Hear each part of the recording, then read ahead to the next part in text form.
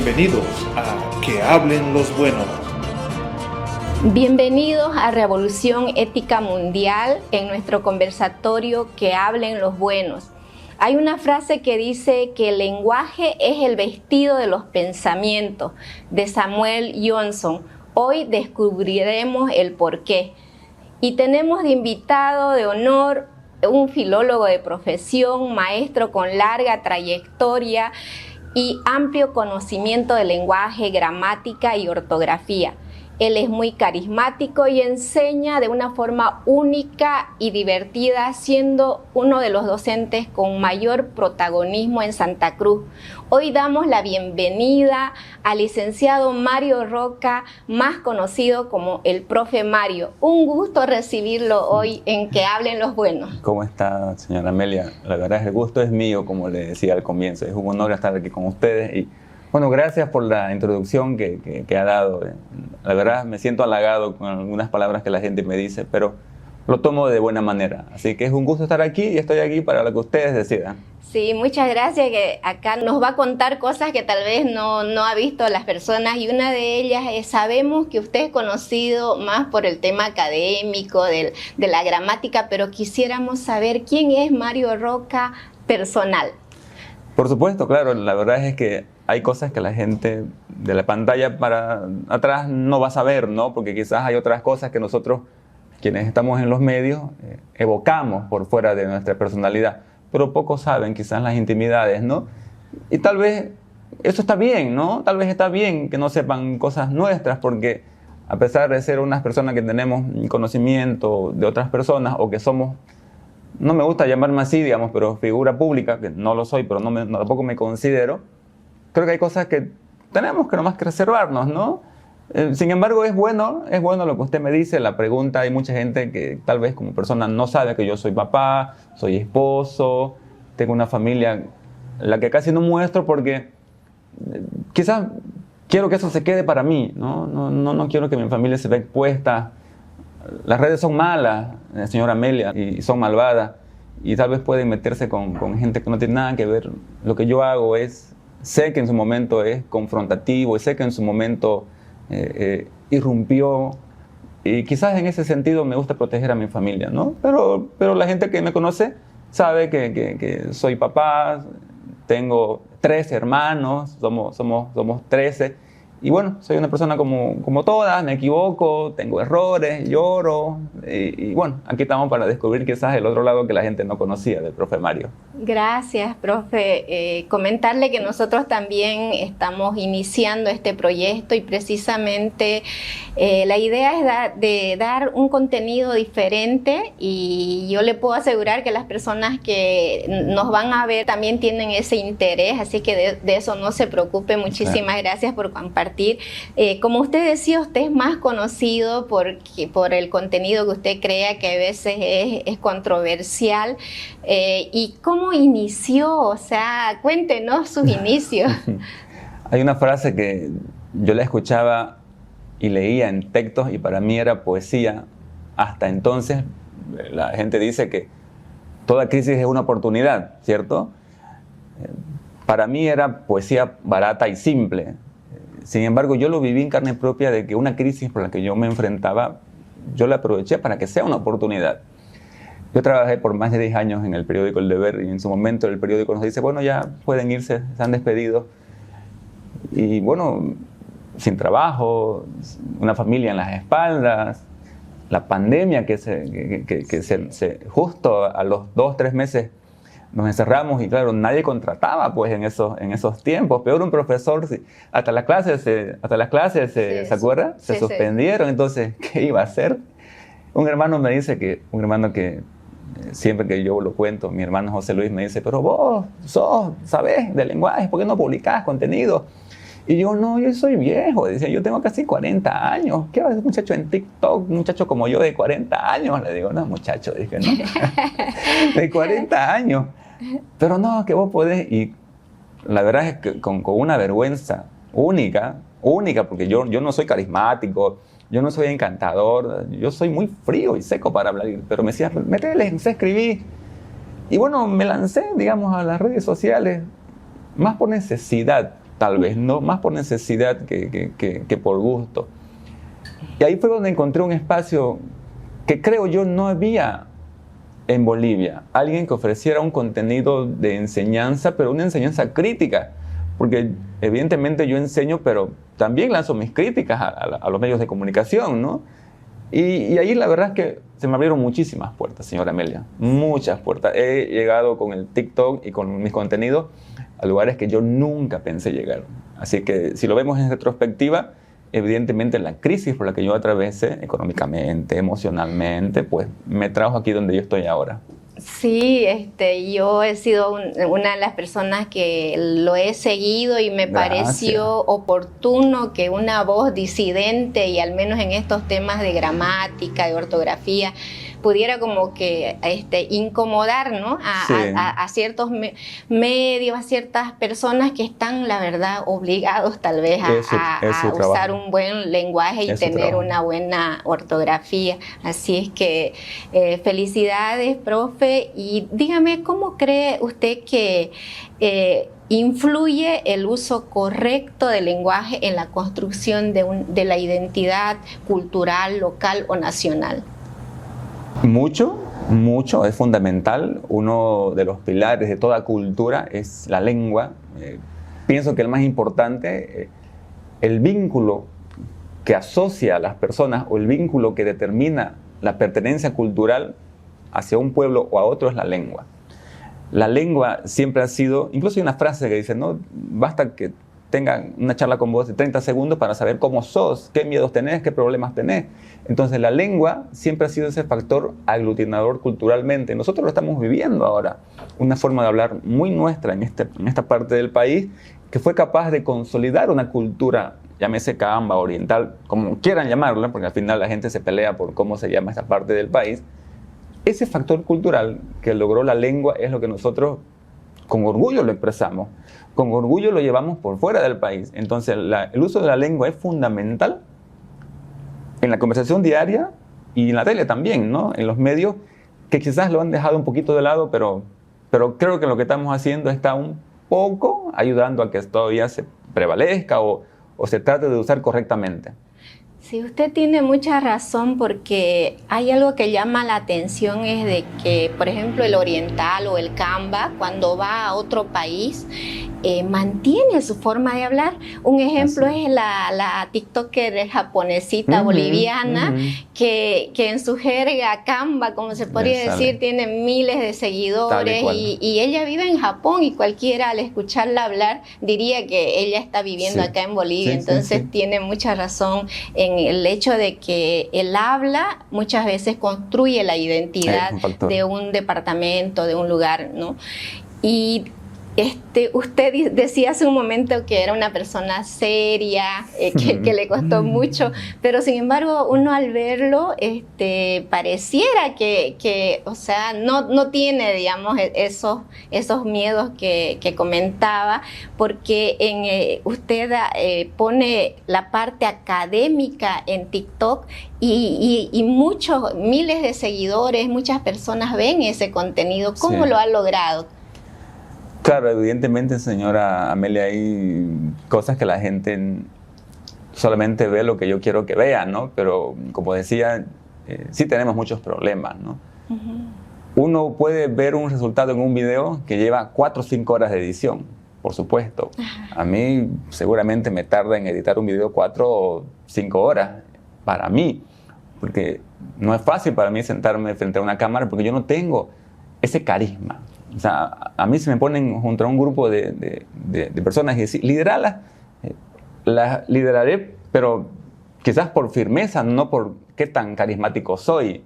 Es algo que no he tenido y es uno de mis principales problemas que creo yo que me impide que me pueda abrir más a un público externo o tal vez de mayor edad. Mi público son académicos, personas mayores, porque no tengo carisma para hablar. Yo trato de que mis videos sean más alegres, pero a veces no me da. Entonces ya lo asimilé que no me da. Me dice un alumno, profe, la fama, la alegría lo persigue. Profe, ser gracioso lo persigue, me dice. pero te corre más rápido, me dice. Porque Sí. no Y le cuento que yo creo que ese problema lo tenemos las personas que somos introvertidas y nos sentimos más cómodos, por ejemplo, leyendo Claro. O en situaciones reflexivas. O en una charla más Pero uno íntima, aprende, a la fuerza. porque, por ejemplo, el otro día a mí me invitaron a hablar frente a jóvenes de la universidad, de la Gabriel, y yo había visto un TikToker hacía este signo, Sí. y yo no sabía, creo que ni siquiera sabía qué significaba exactamente, bien. sabía que era un corazón, pero no lo había visto. Entonces yo hablé y le dije, y al final, muchas gracias, y les hice esto, Mira. y viera cómo los chicos, digamos, se sorprendieron de ver que hice ese gesto, y uno creo que siempre puede uno aprender, así que no se me desanime, usted es muy Gracias. necesario para poder seguir dándonos esas clases, corrigiéndonos. Gracias. Ya le hemos pedido que haga pausa, Otra así una por, pausa. por hoy. Así es que, y respecto a los modismos, ¿qué hay? O sea, que los modismos que hay en nuestro país, ¿cómo equilibra la corrección gramatical con el respeto que merecen los otros departamentos de Bolivia? ¿Sabe qué es una buena pregunta esa? Es algo que me dicen siempre mis alumnos y algunos seguidores de mis videos. ¿Cómo equiparar, por un lado, no dejar la pertenencia a nuestro dialecto Camba frente a lo formal que lo exige un libro de gramática? Es una balanza que, digamos, hay que saber sopesar en qué punto voy a utilizar qué expresión frente a cómo voy a escribir. Y yo sigo peleando ahora, porque la gente ve mis videos y dice, pero ¿cómo que te conviene ahora decir y luego no te conviene? O sea, me ponen en retrospectiva la forma de hablar del Oriente o la forma del español estándar. Yo siempre digo que va a depender del público. Va a depender del público al que esté dirigido este podcast, esta entrevista. Va a depender del público al que esté dirigido un texto, un poema, una novela, para, primero, defender y poner en perspectiva y en relieve el habla Camba, o mantener los patrones de la lengua más tradicionales. Nosotros en el oriente del país tenemos un dialecto muy rico, que hemos hecho hasta hace poco un estudio que ya se publicó de cómo habla el habla Camba, las características formales, ortográficas, un estudio muy serio que defiende y que a la gente incita además a que hable como hablamos en esta parte del país, destacando que nosotros no hablamos mal, que nuestro dialecto es único y es distintivo. Pero por otro lado también tenemos seguidores que nos exigen y me piden además que yo les enseñe el español estándar. Entonces va a depender del público, ¿no? En este momento, en esta charla, pues tratamos de ser lo más formal posible porque nos van a escuchar gente de todos lados. Exacto. Pero si estuviéramos en las cabañas del Camba, por ejemplo, pues hablaríamos de otra forma diferente y escribiríamos de forma diferente. Entonces va a depender del contexto, ¿no? Hay una frase que dice, aquel que habla bien es ese que sabe hablar dependiendo dónde está, para saber cómo hablar, de qué manera expresarse. O como dice esa frase más común, que al lugar que fueres, haz lo que vieres. Bien, en su perfecto. caso sería, al lugar que fueres, habla como Como ellos. vieres. ¿No? Y otra pregunta un poco complicada. ¿Qué opina del lenguaje inclusivo y su uso en la comunicación actual? El lenguaje inclusivo es importante en el sentido de que demuestra que hay un grupo de la población que tal vez no se siente representada por los valores estructurales de la lengua. Todo idioma tiene unas estructuras formales establecidas, inglés, español, todas, guaraní, cualquiera que sea. Evidentemente puede haber personas que no se sientan representadas por esas estructuras y ahí aparece el lenguaje inclusivo, ¿no? Esto ha ocurrido siempre, señora Amelia. La lengua ha cambiado mientras las personas quieran cambiar, la lengua ha cambiado. Se dice que la lengua es un reflejo de la sociedad. Si la sociedad cambia, la lengua tiene que cambiar. Cuando una lengua no cambia, la lengua tiende a morir. Es inevitable, es como un cuerpo. Si un cuerpo no se alimenta, un cuerpo muere. Las lenguas son iguales. Si la sociedad no cambia, la lengua va a acabar de morir. Esto del lenguaje inclusivo es curioso en el sentido de que representa quizás la crítica de un grupo, ya sea pequeño o no importa digamos, el tamaño, pero es la crítica de un grupo frente a los patrones estructurales de la gramática. ¿Cuál es la principal observación? Es que la lengua es machista, dicen, ¿no? Sin embargo, la lengua, en los patrones neutrales, la lengua no es para nada machista. Quien es machista es la persona que utiliza la lengua para tratar de irradiar contenido xenófobo, machista, misógino, si quiere. Pero la lengua es normal, es como un cuchillo, señora Amelia. El cuchillo no es malo, ¿no? Porque yo mate a una persona, sino porque el cuchillo se utiliza mal a veces. Exacto. El lenguaje inclusivo es interesante, pero en los patrones actuales de la lengua no tiene cabida porque no suple algo que no hay. La lengua cambia cuando se inserta lo que no hay. Por ejemplo, las palabras nuevas, chat, stalkear. Esas realidades no existían en la lengua. Ahora, al haber esas realidades, en la lengua se insertan. Pero el lenguaje inclusivo trata de meter a todos, digamos, o visibilizar a todos a la vez. En la lengua ya hay eso. En la lengua ya hay un valor, o hay una palabra, o hay un morfema, como quiera llamarlo, que haga eso. Entonces, si ya hay eso, pues el lenguaje inclusivo no va a tener trascendencia, ¿no? Es interesante hacernos la burla, ¿no? Del chic, es todo, es curioso. Pero ya hemos tenido en el pasado otras formas de lenguaje inclusivo y siempre han acabado por perderse. Sí, y aparte creo que todos los cambios que usted menciona se han ido dando paulatinamente y espontáneamente, además. Exactamente, y en cambio con esto de como que la obligatoriedad de usar ese lenguaje, yo siento que habría una distorsión total y absoluta en realidad del lenguaje. Es cierto. Entonces habría un cambio demasiado brusco, y concuerdo con usted y me quedo con eso de que depende de cada persona cómo lo usa. En realidad el lenguaje no tiene nada de malo, sino somos las personas que tal vez direccionamos cierta palabra en forma ofensiva o en forma de discriminativa, pero creo que el lenguaje no. Así que concuerdo con lo que y además cualquier cambio en la lengua debe ser de forma espontánea. Ningún cambio en la lengua pasa porque una ley me diga cómo hablar, como pasó en Argentina, por ejemplo, o en México, que hay normativas que dicen cómo debe la gente dirigirse en público a las demás personas. Entonces, cuando algo se norma, pues evidentemente va a tener a morir. Pero si es de la gente porque quiere decir que sí, pues eso sí que va a tener sentido. Profe, queremos saber una anécdota, pero así sabrosa, de alguna corrección que hubiera hecho y que hubiera generado alguna controversia.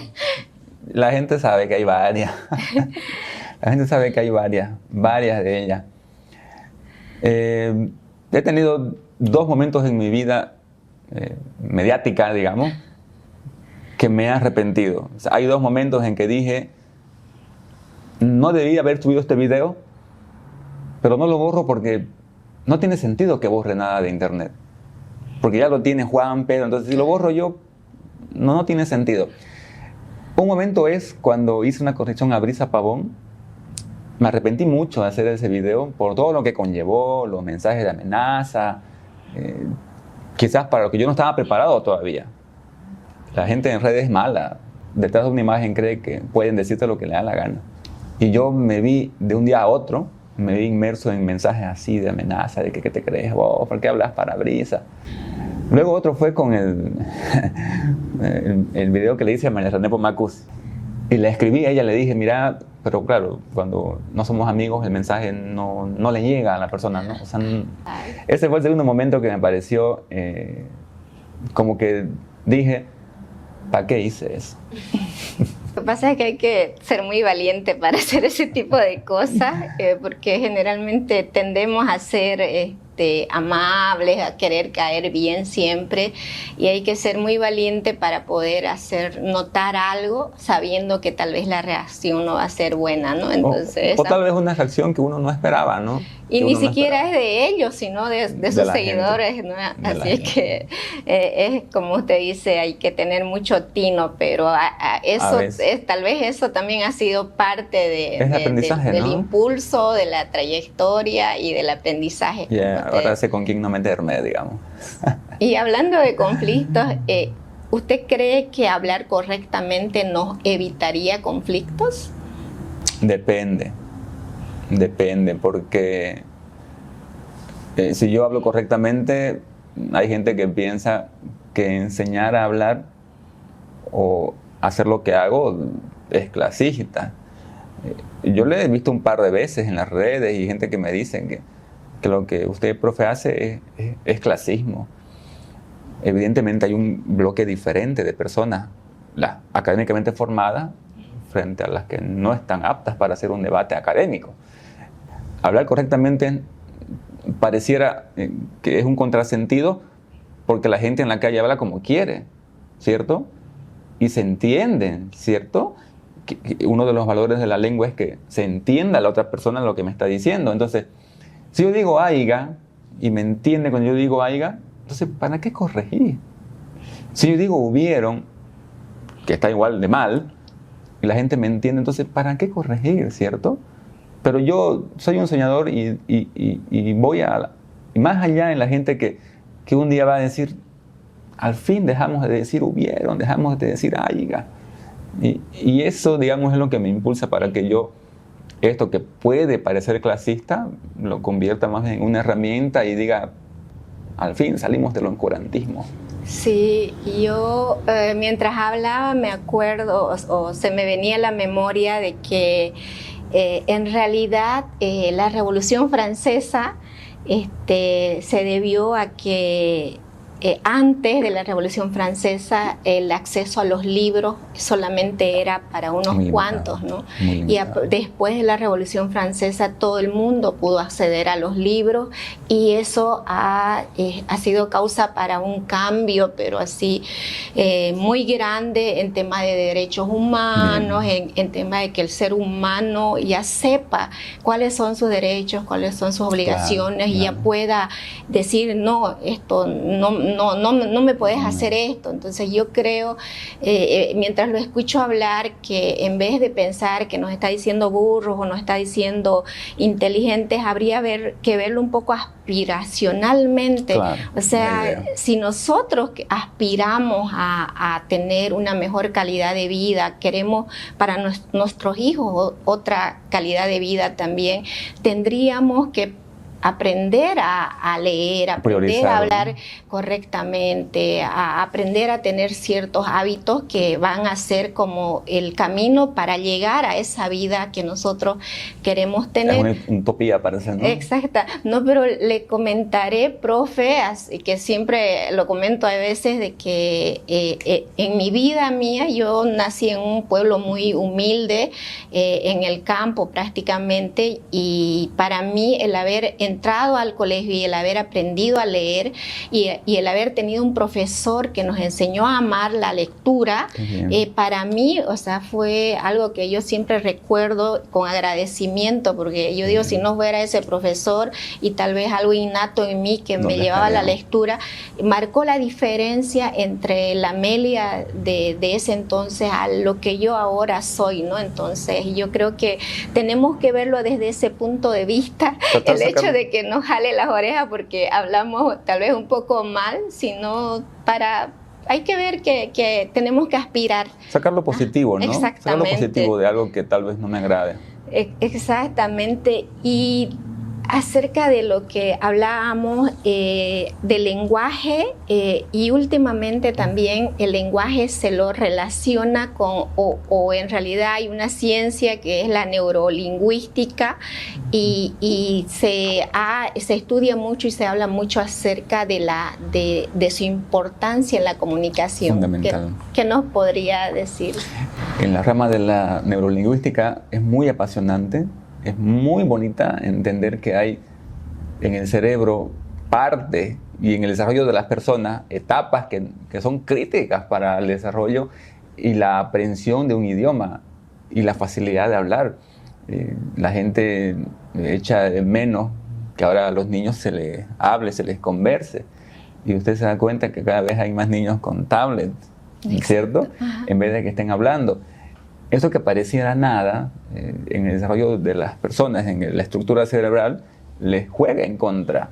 Por eso es que se ve ahora cada vez personas con un montón de trastornos de la personalidad, de la habla, porque la neurolingüística, que trata de entender cómo funciona el cerebro y el lenguaje, se da cuenta, y ya lo ha dicho además, que el acceso a los dispositivos y la nula casi presencia de los padres en el habla de las personas, pues está jugando un papel ahora muy, muy trascendental, en el sentido de que tenemos muchos niños con problemas del habla, con problemas del TDAH. O sea, y esto, aunque pareciera que no está relacionado, porque tenemos dos niños idénticamente, misma edad, mismo estatus social, cultural. A uno sus padres le hablan, al otro le dan una tablet. Obviamente el que tiene más desarrollo es el chico que ha tenido que papá le hable, le estimulen. Entonces, la neurolingüística es fundamental, pero nosotros quizás hemos decidido no ver lo importante que es. Sí, completamente de acuerdo, porque mientras habla pienso y digo que antes, por ejemplo, los niños que hacíamos, no teníamos celular, entonces lo que hacíamos era salir a la calle, jugar, hablar con los amiguitos, y uno sabía todo lo que hacía su amigo, su amiga. Ya cuando eran adolescentes ya hablaban de la corteja o de la camotera, como se dice comúnmente, y eso era algo que lo alimentaba, tanto mental como que le servía de desahogo, ¿no? El relacionamiento entre pares siempre ha sido fundamental, pero ahora entre pares se están aislando cada vez. Y la gente no se da cuenta de que eso no está siendo una jugada en contra. Sí, a tomarlo en cuenta. Y hay que empezar a retomar ciertos hábitos que teníamos antes. Una vez en otro país donde estábamos varias personas de diferentes países, en una rueda de negocios, escuché que hablaban ahí, decían de que los que mejor hablaban el español eran los peruanos. ¿Usted concuerda con eso? No es cierto en realidad. No es cierto en el sentido de que lingüísticamente ninguna cultura habla mejor o peor. Eso es una norma en lingüística. Ni un pueblo habla mejor ni peor. Hubo sí un estudio, yo recuerdo hace 20 años, yo estaba en la universidad todavía, en que sí se demostró, se publicó que quienes mejores manejaban las normas gramaticales del español estándar eran los peruanos. Y si quiere verlo así, aplique también para el occidente de Bolivia, paceños, cochabambinos, orureños, porque ellos manejan los tiempos gramaticales parecidos a los del español de España. Pero a día de hoy ese estudio no tiene ninguna relevancia, porque la forma de hablar del colombiano es tan rica y hermosa que la del cubano, que la del tarijeño, que la del argentino, que la del español o la del chileno.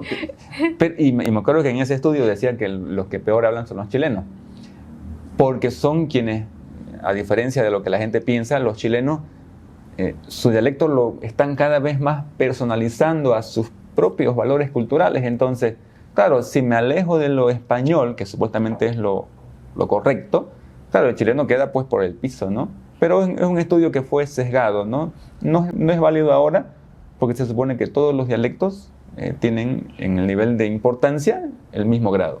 Sí, es que yo pienso que ese estudio debió ser como queriendo comparar el español que hablamos con el original, y seguramente, ¿no?, el más cercano debe ser el peruano. Es más cercano. Me imagino que a eso se refiere. Es el que tiene las estructuras formales parecidas al de España, ¿no? Nosotros aquí tenemos en el oriente de Bolivia tenemos una variante que tiene un montón de excepciones, entonces no podría ni acercarse al peruano, ¿no? Sí. Tampoco quiere, además, tampoco quiere ser único en nuestra forma de hablar. Sí, tiene que ser así. Y yo le preguntaba por el tema de Chile, porque me ha salido muchísimo contenido en las redes sociales donde varias personas dicen, ¿no?, que no se entiende lo que hablan los chilenos. Sí. No es porque nosotros, digamos, opinemos eso, sino que yo le preguntaba desde su conocimiento, ¿no? Es cómico, ¿no? Ellos mismos lo toman así. ¿Cómo nos explicaría? Al inicio de empezar la entrevista leímos esa frase que dice que el lenguaje es el vestido de los pensamientos. Bien. ¿Usted cómo nos explicaría esta frase? Claro, lo que pasa es que nosotros en la mente, cuando queremos encarar algún diálogo, en la mente nosotros hicimos una película, ¿no? Le voy a decir esto, voy a actuar así, así, así, así. Cuando uno está enamorando con una chica o chico, uno dice, le voy a decir esto, y arma una película en la mente, ¿no? De ¿cómo le voy a decir? ¿Qué le voy a decir?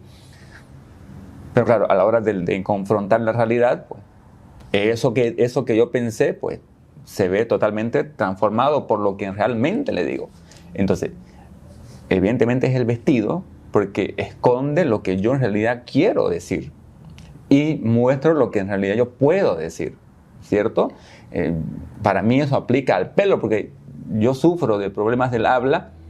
En mi mente yo digo, voy a decir esto, y al final no acabo diciendo ni la mitad, porque es lo que yo puedo mostrar, Y ahí va la pregunta que comentábamos al inicio. La gente me ve, algunos se dan cuenta, pero la gran mayoría no sabe que yo tengo problemas del habla, que yo arrastro problemas del habla desde mi niñez. Y lo que yo estoy diciendo ahorita es la mitad de lo que yo estoy pensando, porque no lo puedo expresar, no lo puedo decir. Yo tengo problemas de articulación que me impiden que la lengua se mueva como tiene que moverse. Y no puedo a veces articular sonidos porque se me complica. He tratado de superarlo, pero me han dicho que es con fonoaudiólogo, hasta con psicólogo me han dicho. Y ya a mis 40 años ya no sé si vale la pena. Yo doy charlas de oratoria y cuando me toca, yo dentro de mí me río y digo, un tartamudo dando charlas de oratoria. Es que lo que pasa es que usted le da una vestidura lingüística que es entendible y es aceptada por los que lo ven, ¿no? Yo creo que puede ser por ahí, ¿no? Pero es algo que yo escondo, no es el vestido que esconde lo que yo en la mente pienso y según yo lo voy a decir. Sí. Todas las personas en lo que hacemos siempre tenemos un propósito, algo que nos motiva.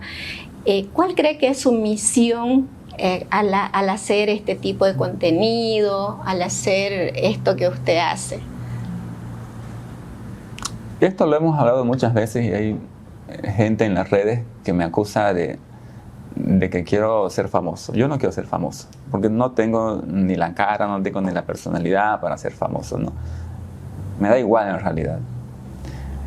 Lo que yo quiero, y yo según ya lo he conseguido, es que los medios tomen en cuenta que tienen una gran responsabilidad, que es enseñar a la población. La gente va a decir, ¿por qué quién ve tele? No importa. La tele lo traslada eso a las redes sociales y es lo mismo. Cuando yo hice críticas a un canal de que se escribe así, y después de 2 días vi cómo lo escribieron ya correctamente, y mucha gente me decía, profe, lo logró, me etiquetaban. Y ahí dije yo, ya lo logré. O sea, aunque sea, logré cambiar una pequeña parte de los medios que se preocupan porque si no escriben bien, el profe los va a criticar. Entonces, ese es el único motivo que me ha perseguido y que me ha impulsado a hacer estos videos. Sí. Porque plata no se gana en TikTok. No se gana dinero. Así que eso es secundario, ¿no? Sí, y lo está logrando. Es la idea. Qué bueno, y ojalá que muchas otras personas también vean la importancia, ¿no?, de poder hablar correctamente, escribir correctamente, y en especial los medios de comunicación, porque alguna vez vi un TikTok de usted que no me acuerdo exactamente el término, pero usted decía que los medios hablaban con cierta ambigüedad, que sí, no daban certeza a la hora de dar una noticia. Sí. Y yo creo que eso es un poquito irresponsable, porque se supone que un periodista está obligado a dar noticias ciertas y fundamentadas, y no así abiertas y que lo interpreten. Que es su obligación, además, ¿no? Puede, o sea, es la obligación, un medio tiene la obligación de informar y de enseñar. Yo tengo ahorita canales en donde usted pone mi nombre y le van a decir no queremos saber nada de él. Pero hay canales como Red 1 a los que yo les he criticado muchísimo en Red 1 y fuertemente les he dicho que son irresponsables, que pretenden escribir, y Y ese canal, de manera abierta, pues me brinda un espacio todos los martes en cadena nacional y bueno, me da gusto cuando son abiertos de mente, ¿no? Claro. Y no cuando digan, no, que no venga ese, ¿qué sabe? Qué bueno, ve, lo estás logrando, felicidades. Se está logrando. Hay otra pregunta también que acá nos hacíamos entre los chicos, entre producción. Dígame, ¿nosotros somos latinos, somos hispanos? Ahí también esa controversia. Sí, tenemos nosotros, somos latinos. ¿Por qué nos llamamos latinos? Somos latinos porque nosotros hablamos una lengua que deriva del latín. Lengua latina son portugués, francés, italiano, español, provenzal, vasco. Aquel que hable esos idiomas es latino por la descendencia de la lengua latín, que es nuestra lengua madre. Somos hispanos porque tenemos una herencia, aquí la gente se enoja, pero tenemos una herencia española, ¿no? Mal que mal nosotros, así el más indígena que se niegue, pues tiene una herencia española, ¿no? Entonces somos latinos y somos hispanos también. Así que ya saben, ya salimos de la duda. Somos latinos. ¿Llamarnos latino-hispanoamericanos? Claro, deberíamos llamarnos latinoamericanos, pero ¿por qué no decimos latino-hispanoamericano? Porque ya damos por hecho de que América tiene herencia latina, hispana, perdón. Se asume, ¿no? Sí, yo vi un contenido donde decía que en realidad el latín, o sea, era una etnia o algo así. No es un idioma muerto el latín. Sí. Es un idioma que hablaba el Imperio Romano. ¿Se acuerda la película de Gladiador? ¿La vio? ¿Sí? No, no la vi. Es un clásico del cine. Máximo Décimo Meridio. Lo he visto, Gartísimo Tito, pero no la vi la película. Esa película, digamos, de esa época, tenían como lengua latín. Latín murió, una lengua muerta porque los hablantes desaparecieron. Pero los pueblos quedaron desparramados y cada pueblo fue formando su propia cultura. Y cada cultura llamó a su idioma español, portugués, italiano. Eso es el latín. No es un pueblo, es una lengua. Ah, ya. Bueno, ya hemos salido también de una duda más. Ya nos dijo cuál era su misión, pero sería importante que también nos pueda compartir un consejo que le daría a los jóvenes sobre hablar y escribir correctamente y sobre algo más que usted crea que es necesario que aprendan. La gente me pregunta, ¿sabe qué, señora Amelia? Cuando estoy por la calle o los padres me preguntan, ¿qué hago, profe? ¿Qué hago para que mi hijo escriba bien? Usted no sabe las veces que me preguntan lo mismo todo el tiempo. Profe, ¿qué hago para que mi hijo escriba bien? Y pareciera haber una fórmula.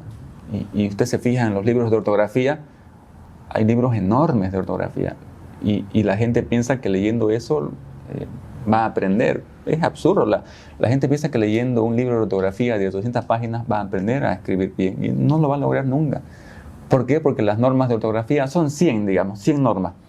Y cada norma tiene sus excepciones. Entonces son como 300. Es imposible aprenderse eso. La única fórmula que siempre ha servido para escribir bien y hablar bien, usted la utilizó, la utilicé yo, se está utilizando ahora, se va a utilizar luego. La única ha sido leer. No hay más. Sí. Así que no hay un chip como que ¡ping! Es leer. Exacto. Es leer. Y la gente dice, pero ¿cómo me decepciona su respuesta? Pero es leer. Sí. Y parece raro porque nosotros hoy en la humanidad se está leyendo y escribiendo mucho, mucho más que en la historia de la humanidad. Sí. Porque nosotros leemos en los teléfonos, escribimos en el WhatsApp. Pero claro, leemos tontera, por no decir otra palabra. Escribimos sonceras. Entonces eso no me va a ayudar a que yo pues desarrolle mi léxico. En cambio, un libro de poesía, un libro de la Ilíada, por decir literatura de calidad. No voy a poner nombre porque hay un montón de escritores buenos. Yo eso debería leer. No un post que habla de que si la hija se fue con el amante, ese post no me sirve para aprender ortografía. Sí, tiene toda la razón. Comparto también algo con los que van a ver nuestra entrevista. Me he dado cuenta que se está estilando más por los cuentos cortos. Sí. Antes uno se leía libros, pero de este tamaño, pero sin flojerita, pero ahora ya hay libros que vienen en forma de cuentos cortos que no sé, se han adaptado, ¿no? Ajá. La idea es que la gente pueda leer de la Sí. manera más cómoda posible. Claro, no sé, 10 minutos de su tiempo que y una cosa divertida que te saca. Pero no de leemos tu ni 10 minutos, rutina. ¿eh? No leemos ni 10 minutos al día. Entonces hay que animarlos nomás a los jóvenes a que sigan haciendo. Profe, ha sido realmente un gusto conversar con usted. El gusto ha sido mío, por supuesto. Sí, y agradecerle por el tiempo que se ha dado. Hemos aprendido muchísimo, nos ha despejado muchas dudas. No sé si usted quiere decirle algo más a las personas que nos van a ver la entrevista. Quiero agradecer a usted, primero que nada, por generar este espacio. Yo siempre digo, es raro este tipo de momentos culturales donde se aprende del habla, del profesor, de la ortografía. Son espacios muy raros y le agradezco por generar este espacio raro para un público que a veces está inmerso en contenidos basura. Y bueno, le agradezco, como le decía al comienzo, usted tiene un espacio muy bonito con temas muy interesantes que estos temas tendrían que masificarse. Así que gracias a usted por esta oportunidad. Muchas gracias. Gracias también a las personas que ven nuestras entrevistas. Como siempre les pedimos que compartan nuestro contenido. Siempre les decimos que lo hacemos con mucho cariño, con mucho amor, para que sea una alternativa, para que tengan un momento de distracción sano y donde podamos aprender y conocer personas que trabajan en hacer estos cambios tan necesarios en la sociedad. Decirles que hay que tomar en cuenta que, por ejemplo, la tuna a veces viene con espinitas que tenemos que lidiar para ponerlas a un lado, pero después adentro hay un fruto exquisito que tiene lleno de vitaminas, así que ciertas cosas hay que verlo de esa forma, que muchas veces vienen en empaques que no son llamativos, pero que al abrir ese empaque nos vamos a encontrar con algo maravilloso y algo muy constructivo como lo que hemos conversado hoy. Así que muchas gracias.